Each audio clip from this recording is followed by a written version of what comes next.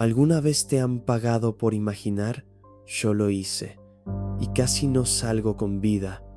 Todo comenzó con un simple experimento psicológico, donde debía crear un doble de mí mismo dentro de mi mente. Lo que parecía un juego mental se convirtió en una pesadilla, y aunque logré escapar, no estoy seguro de que él no haya escapado conmigo. El año pasado pasé 6 meses participando en lo que me dijeron que era un experimento psicológico.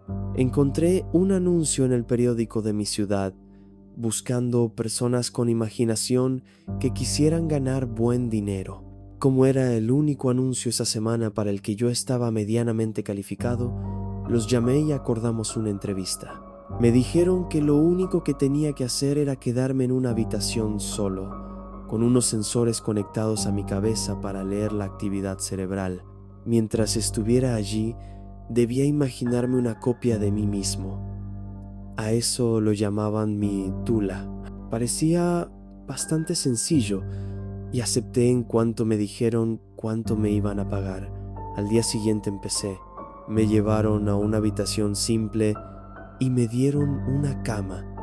Luego me colocaron sensores en la cabeza y los conectaron a una cajita negra sobre la mesa al lado mío.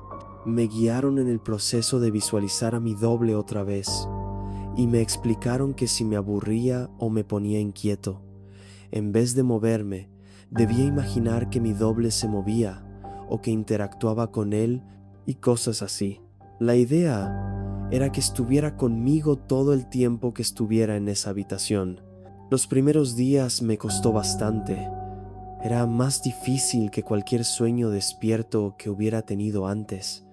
Imaginaba a mi doble durante unos minutos y luego me distraía, pero para el cuarto día ya lograba mantenerlo presente durante las 6 horas completas. Me dijeron que lo estaba haciendo muy bien.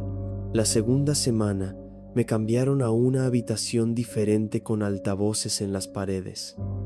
Me dijeron que querían ver si aún podía mantener a Tula conmigo a pesar de estímulos molestos. La música era disonante, fea, perturbadora y hacía el proceso más difícil, pero aún así lo logré. La semana siguiente la música fue aún peor. Chillidos, ruidos de retroalimentación, lo que parecía un módem antiguo marcando, y voces guturales hablando un idioma desconocido. Solo me reí. Ya era un profesional en eso. Después de un mes, me empecé a aburrir. Para hacerlo más interesante, empecé a interactuar con mi doble. Teníamos conversaciones, jugábamos piedra, papel o tijera. Lo imaginaba haciendo malabares, bailando breakdance o cualquier cosa que se me ocurriera. Le pregunté a los investigadores si hacer esas tonterías podía arruinar su estudio, pero me animaron a seguir. Así que jugábamos, hablábamos, y fue divertido por un tiempo. Pero después se puso algo extraño. Un día le estaba contando sobre mi primera cita y me corrigió. Yo dije que mi cita llevaba una blusa amarilla y él me dijo que era verde. Pensé un momento y me di cuenta de que tenía razón. Me dio escalofríos. Y ese mismo día, después de mi turno, hablé con los investigadores sobre eso. Estás usando la forma mental para acceder a tu subconsciente, me explicaron. En el fondo, sabías que estabas equivocado y te corregiste de forma inconsciente.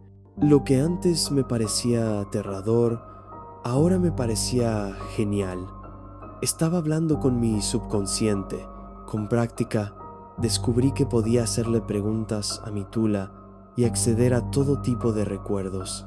Podía hacer que repitiera páginas enteras de libros que había leído años atrás o cosas que había aprendido y olvidado en el colegio.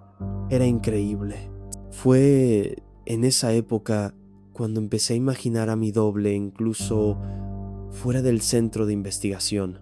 No muy seguido al principio, pero ya estaba tan acostumbrado a imaginarlo que me parecía raro no verlo. así que cada vez que me aburría, lo traía. Eventualmente, empecé a hacerlo casi todo el tiempo. Era divertido llevarlo conmigo como un amigo invisible. Lo imaginaba cuando salía con mis amigos, cuando visitaba a mi mamá. Incluso lo llevé a una cita. No tenía que hablarle en voz alta, así que podía mantener conversaciones con él y nadie lo notaba. Sé que suena raro, pero era divertido. No solo era un depósito de todo lo que sabía o había olvidado, también parecía entenderme mejor que yo mismo. Tenía un don especial para captar pequeños gestos corporales que yo no sabía que percibía. Por ejemplo, pensé que una cita estaba saliendo mal, pero él me dijo que la chica se estaba riendo demasiado fuerte de mis chistes, se inclinaba hacia mí al hablar y otros gestos sutiles que yo no había notado. Le hice caso, y digamos que esa cita fue muy bien. Para cuando llevaba 4 meses en el centro de investigación, ya estaba con él todo el tiempo. Un día, los investigadores se acercaron después de mi turno y me preguntaron si había dejado de visualizarlo. Les dije que no, y parecieron complacidos. Le pregunté a mi doble si sabía por qué me preguntaban eso, pero solo se encogió de hombros. Así que lo dejé pasar. Me empecé a aislar. Me costaba relacionarme con las personas. Sentía que estaban confundidas, que no entendían nada de sí mismas, mientras que yo tenía una manifestación de mí mismo con la que podía hablar. Hacía que socializar fuera incómodo. Nadie más parecía entender por qué hacían lo que hacían, por qué algo los hacía enojar o reír. No sabían qué los movía, pero yo sí. O al menos podía preguntarme y obtener una respuesta. Una noche, un amigo me confrontó. Golpeó mi puerta hasta que le abrí, y entró furioso, insultándome. «No contestas mis llamadas hace semanas, imbécil», gritó. «¿Qué te pasa?» Estaba por disculparme, tal vez invitarlo a tomar algo, pero mi tula se puso furioso de repente. «Pégale», me dijo, y antes de darme cuenta, lo hice. Le rompí la nariz. Cayó al suelo y se levantó golpeando. Nos peleamos por todo mi departamento. Nunca había estado tan furioso. Fui brutal. Lo tiré al piso y le di 2 patadas salvajes en las costillas. Entonces él huyó, encorvado y llorando. La policía llegó minutos después, pero les dije que él había empezado. Como no estaba ahí para decir lo contrario, me dejaron con una advertencia. Mi tula sonrió todo el tiempo. Esa noche celebramos mi victoria, riéndonos de lo mal que lo había dejado. Pero a la mañana siguiente, mientras me miraba el ojo morado y el labio partido en el espejo, recordé por qué me había enfadado. No fui yo, fue mi doble quien se puso furioso. Yo me sentía culpable, un poco avergonzado, pero él me había llevado a pelear con un amigo preocupado por mí. Él estaba presente, por supuesto. Sabía lo que yo pensaba. «Ya no necesitas a nadie», me dijo. «No necesitas a nadie más». Sentí que se me erizaba la piel. Le conté todo esto a los investigadores, pero solo se rieron. «No podés tenerle miedo a algo que estás imaginando», me dijo uno. Mi doble estaba detrás de él, asintiendo con una sonrisa burlona.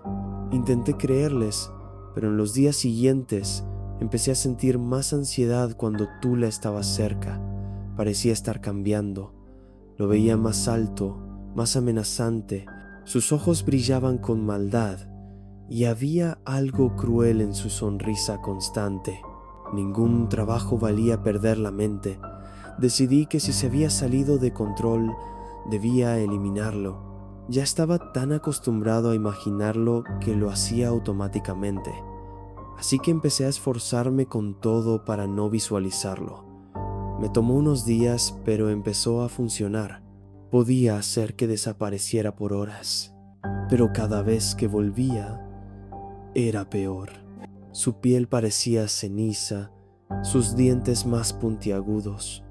Gruñía, chillaba, me amenazaba, me insultaba. La música fea que había escuchado durante meses parecía seguirlo incluso en casa. Me relajaba, bajaba la guardia y ahí aparecía, y ese ruido horrible con él. Seguía yendo al centro y cumpliendo mis 6 horas. Necesitaba el dinero. Creía que ellos no sabían que ya no lo estaba visualizando. Me equivoqué. Un día, cuando llevaba casi 5 meses y medio, 2 tipos enormes me sujetaron y alguien con bata me clavó una jeringa. Desperté de golpe en la habitación, atado a la cama, la música a todo volumen y mi doble parado sobre mí, riéndose. Ya casi no parecía humano. Tenía los ojos hundidos y sin vida, como un cadáver. Era más alto que yo, encorvado. Sus manos estaban deformes y tenía uñas como garras. Era, en resumen, aterrador. Intenté hacerlo desaparecer, pero no lograba concentrarme. Él se reía y señalaba el suero en mi brazo. Te están metiendo cosas buenas, creo.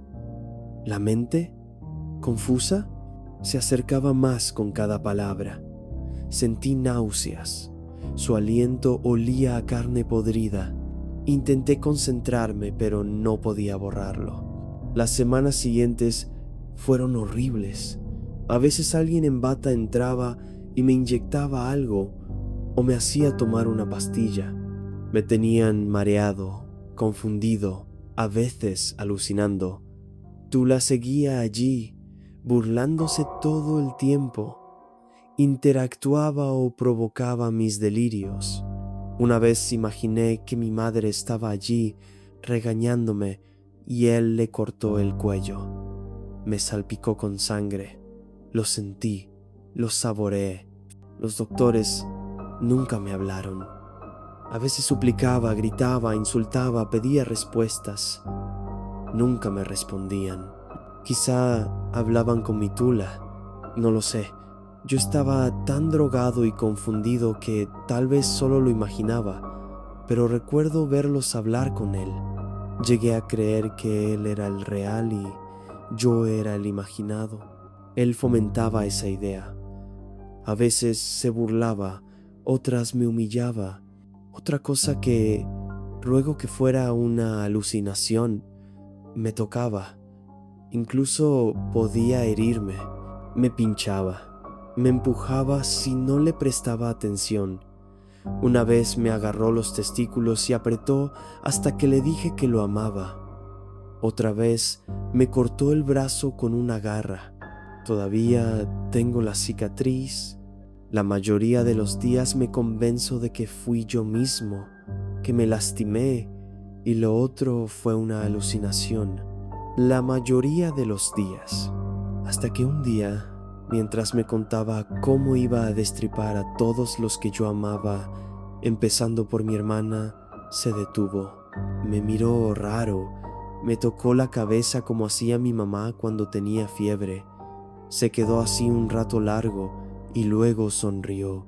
Todo pensamiento crea, me dijo, y salió por la puerta. 3 horas después, me pusieron una inyección y me desmayé.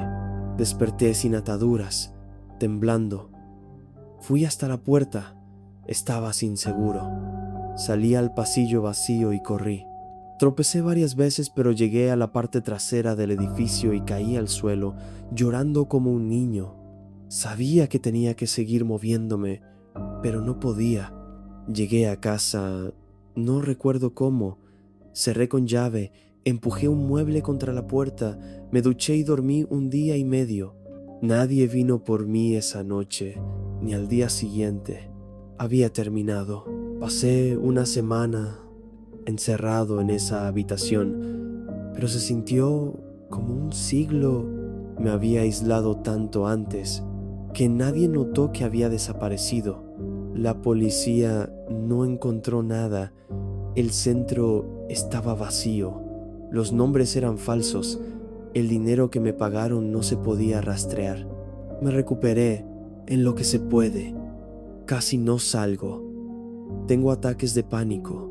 Lloro mucho. No duermo. Las pesadillas son horribles.